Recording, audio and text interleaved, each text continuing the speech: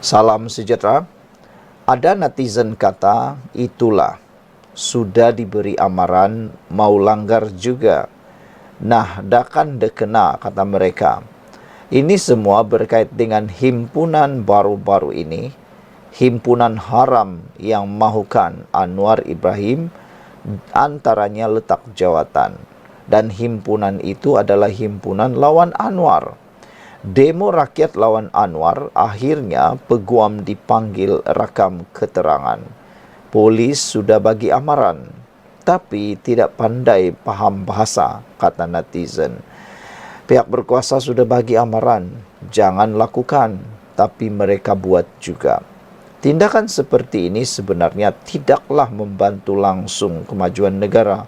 Ianya hanya akan menjadikan negara kita lebih tidak stabil dan akan ditakuti oleh para pelabur.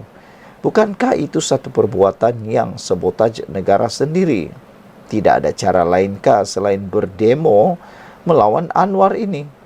Saudara Peguam Muhammad Rafiq Rashid Ali dipanggil ke Bukit Aman untuk dirakam keterangan bagi membantu siasatan berkaitan. Ucapannya ketika himpunan demo rakyat lawan Anwar di Kompleks Sri Perdana Putrajaya pada 29 Jun lalu.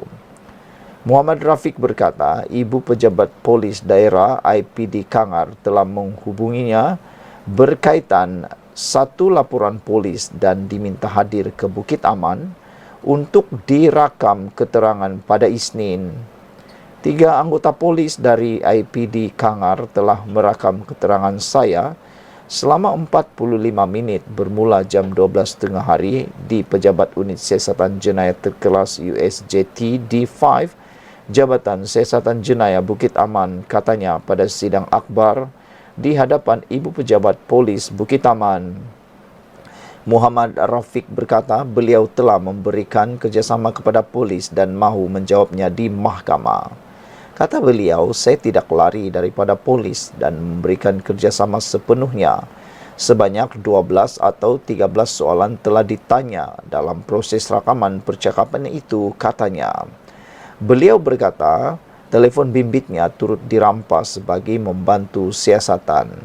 Saya telah beri maklumat, tiada masalah telefon bimbit itu dirampas. Saya disiasat mengikut Seksyen 4 dalam kurungan 1 Akta Hasutan 1948, Seksyen 233 Akta Komunikasi dan Multimedia 1998, serta Seksyen 505 dalam kurungan B Kanun Keseksaan, katanya.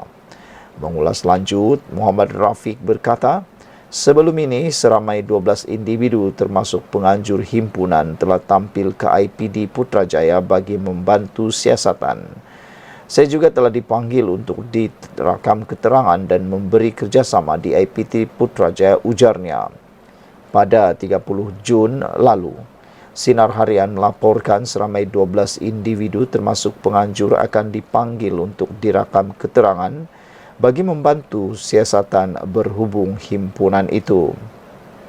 Ketua Polis Kuala Lumpur Datuk Rashid Muhammad Isa dilaporkan sebagai berkata, kesemua individu yang telah dikenal pasti itu akan dipanggil dalam masa terdekat. Polis telah membuka satu kertas siasatan di bawah Seksyen 9 dalam kurungan 5 Akta Perhimpunan Aman 2012. Sekian dulu untuk kali ini. Jangan lupa tinggalkan komen Anda. Ikuti terus ulasan selepas ini. Salam sejahtera. Ini satu berita paling buruk untuk Perikatan Nasional Pembangkang, khususnya yang akan menduduki pilihan raya PRK Nenggiri yang akan diadakan pada bulan Ogos ini. Ini apabila walaupun ada cakap-cakap yang disebar secara meluas yang disebut sebagai rancangan orang tertentu untuk cuba merosakkan kekompakan perpaduan kerajaan madani, khususnya Barisan Nasional. Ini pula yang berlaku. Disangkakan Barisan Nasional akan berpecah, disangkakan Barisan Nasional akan bubar. Rupa-rupanya bukan sahaja tidak bubar, bahkan mereka menjadi lebih kuat. Ini apabila diumumkan PRK Nenggiri, semua parti termasuk MCA, MIC akan turun berkempen. Ini laungan yang paling bahaya, laungan paling ditakuti oleh Perikatan Nasional. Semua parti dalam kerajaan perpaduan akan turun berkempen bagi memenangkan calon Barisan Nasional BN pada pilihan raya kecil PRK Dewan Undangan Negeri Dun Nenggiri bulan depan. Ketua Sekretariat Kerajaan Perpaduan, Datuk Dr. Ashraf Wajdi Dusuki berkata, ia termasuk MCA yang sebelum ini memboikot kempen PRK Dewan Undangan Negeri Kuala Kubu Baharu. Ya, sudah tentu MCA dan MIC akan turun berkempen. Semua sekali parti komponen akan terlibat, katanya. Semua yang berada dalam kerajaan perpaduan memang akan turun kempen dan tidak timbul boikot. Sebab semangat BNPH bila ada pilihan raya, rasa tanggungjawab untuk bersama. Katanya dalam sidang akbar selepas mesyuarat penyelarasan BNPH bagi PRK Dun Nenggiri di Menara Datu On pada Isnin. Sebelum ini, MCA tidak mahu terlibat dalam kempen PRK Dun Kuala Kubu Baharu susulan kerusi tersebut tidak ditandingi calon BN. BN mempertaruhkan Muhammad Azmawi Fikri Abdul Ghani bagi mewakili kerajaan perpaduan pada PRK Dewan Undangan Negeri Nenggiri yang dijangka berlangsung Ogos depan. Dalam pada itu, Ashraf Wajdi menjelaskan, gabungan tersebut akan memberi fokus kepada ceramah berkelompok berbanding ceramah mega. Ini kerana ujarnya, sasaran berkelompok mampu memaksimumkan gerakan jentera antara parti dalam kerajaan. Fokus kita ialah sasaran pengundi berkelompok supaya dapat kenal pasti ahli dan penyokong. Kita ada penyokong BN dan PH, jadi semua jentera dapat menumpukan kepada pengundi di Nenggiri tanpa terlepas walau seorang, jelasnya lagi.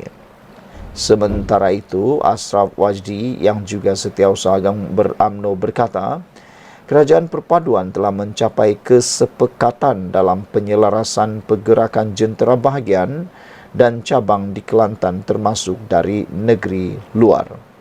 Kita merasakan sudah sampai tahap kematangan kerana pengalaman dalam menghadapi PRK bermula dari Tioman hingga Sungai Bakap sedikit sebanyak membantu menguatkan kesefahaman antara dua jentera khususnya BN dan PH.